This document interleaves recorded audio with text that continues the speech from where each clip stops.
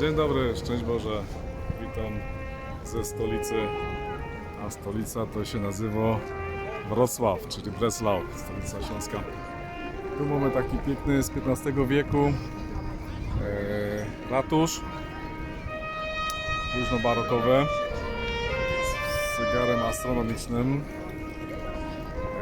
Jestem teraz na tym srogim ringu, czyli der große Ring oder Marktplatz, wie man sie jetzt auf Deutsch sagt. To coś, to jest miejsce spotkania. Wcześniej to się nazywało pręgierz, czyli pranga. I dzisiaj taką małą rundkę zrobię tutaj w Breslau.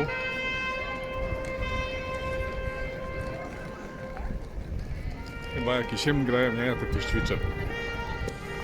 No i tak no pokażę wam tutaj ten ring cały.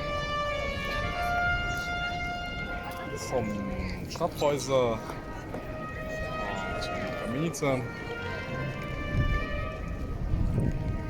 To jest miejsce, które żyje tutaj, to.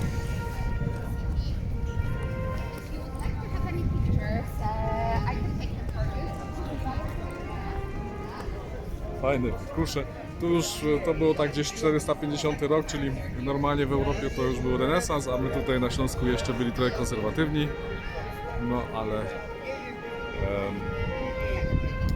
właśnie dlatego ten ratusz jest taki piękny, bo to jest szczyt kultury, właściwie sznitu gotyckiego.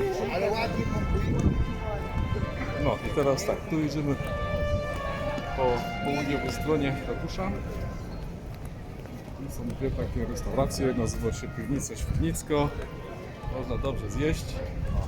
Tutaj wejście. Piwnica Świdnicko. No, tu się nikt nie przewidział. 1273 rok założenie piwnicy, a tu mamy jeszcze drugi taki coś, to się nazywa wszędzie knajpy, kultura. O.